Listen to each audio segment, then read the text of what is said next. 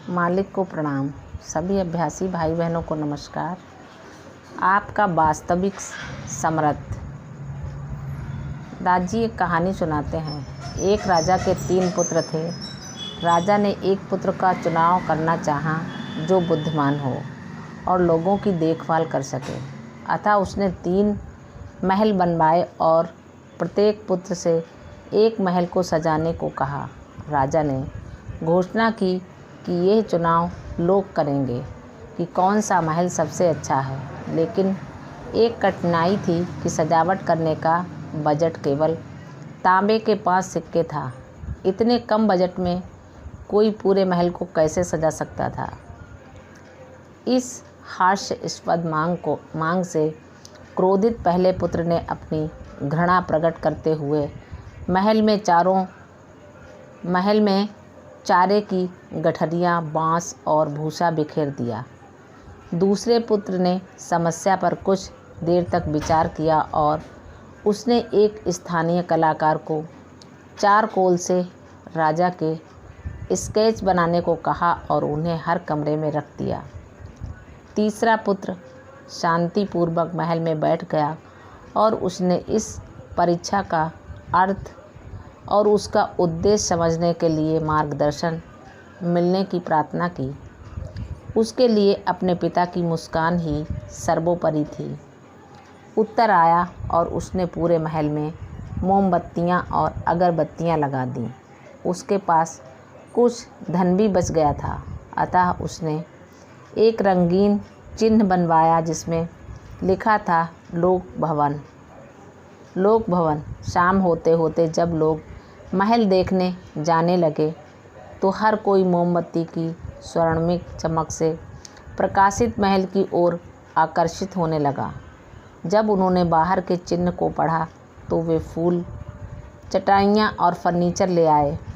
कुछ ही घंटों में महल को सजा दिया गया और लोगों ने उचित उत्तराधिकारी का चुनाव करने में राजा की मदद की।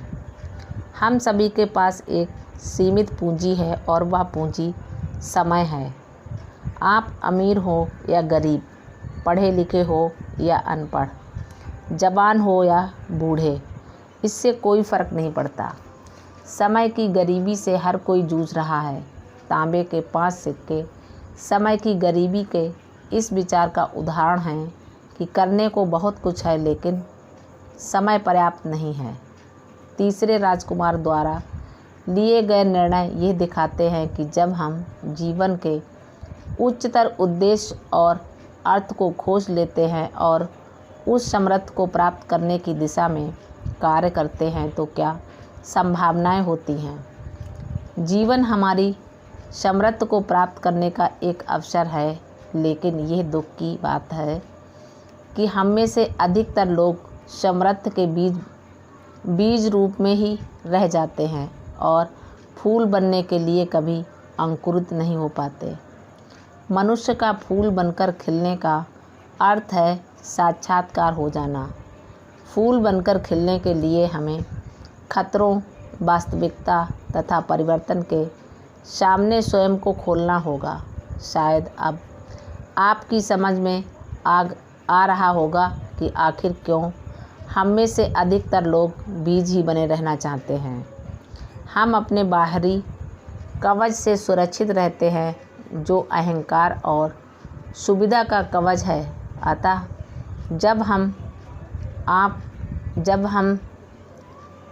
जब तक हम अहंकार और सुविधा के इस कवच को तोड़ नहीं देंगे, हम सीमाओं को पार कर असीमित नहीं बन पाएंगे। स्पिरिचुअल एनाटॉमी का यह प्रोजेक्ट आपके असीम समृद्धि को खोल देता है। शारीरिक विकास हेतु हम भौतिक शरीर पर कार्य करते हैं, लेकिन जीव विज्ञान के नियम शारीरिक विकास की समृद्धि को सीमित कर देते हैं। मानसिक क्षेत्र में भौतिक क्षेत्र की अपेक्षा विकास की अधिक समृद्धि होती है, लेकिन यहाँ भी कुछ समय के बाद हम कई कारणों जैसे उम्र बढ़ने और सीखने की प्रक्रिया धीमी पड़ने से एक सीमा तक ही विकास कर पाते हैं। भौतिक शरीर और मन की तुलना में आत्मा के भीतर असीम समृद्ध होती है। इसे इस प्रकार सोचें, एक टुकड़ा बर्फ़, एक बाल्टी पानी और भाप में से किसके भीतर फैलने की और विकास की सर्वाधिक समृद्ध होती है।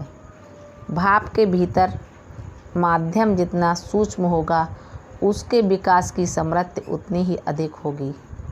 अब मैं यह स्पष्ट करना चाहता हूँ कि जब मैं आपकी समृद्धि की बात कर रहा हूँ तो मेरा तात्पर्य आपके पैसे की सफलता, कोई अच्छा घर खरीदने, सही व्यक्ति से विवाह करने या 1 दर्जन मैराथन जीतने से नहीं है। मैं आपकी भीतरी समृद्धि, आपकी आध्यात्मिक क्षमता की बात कर रहा हूँ, क्योंकि यह उन गुणों का सार है जो आपको मनुष्य बनाते हैं, जो आपके भीतर प्रेम और जुड़ाव उत्पन्न करते हैं। जब हम अपने आध्यात्मिक विकास की उपेक्षा करते हैं तो हम अपनी पूर्ण समृद्धि को प्राप्त करने के अवसर से चूक जाते हैं। हो सकता है कि इसका एहसास आपको अभी यह सोचकर न हो कि यह अवसर तो आपके पास हमेशा ही रहेगा, लेकिन मैं इसकी तुलना आपकी उस अनुभूति से करूँगा जो आपको प्लेटफार्म पर पहुँचते ही ट्रेन को छूटते हुए देखने से होती है, या फिर टर्मिनल से होकर दौड़ने पर भी आपकी फ़्लाइट के छूट जाने से होती है। आप लगभग पहुंच ही चुके थे इस बात का पछतावा कि आपने अपनी पूरी समृद्धि नहीं दिखाई। आपकी आत्मा पर एक भारी बोझ बन जाता है। अध्ययन ने बार बार यही दिखाया है कि अपने आखिरी दिनों में लोग अपने ऑफिस में कठोर परिश्रम न करने या अच्छे कपड़े न खरीदने का पछतावा नहीं करते, बल्कि इस बात का पछतावा करते हैं कि वे अपने जीवन में और अधिक प्रेम नहीं उड़ेल पाए, अपने प्रियजनों के साथ वे और अधिक समय नहीं बिता पाए और अपने हृदय को दया और करुणा से फलने फूलने नहीं दे पाए। वे उन चीज़ों पर पछताते हैं जिन पर उन्होंने कोई प्रयास नहीं किया। सन 2018 में किए गए एक अध्ययन में पाया गया कि इससे भी अधिक गहरा पछतावा लोगों को जिस चीज़ का होता है वो यह कि वे कोई ऐसा कदम नहीं उठा पाए जो उन्हें स्वयं की नज़रों में अपना एक आदर्श स्वरूप बना देता।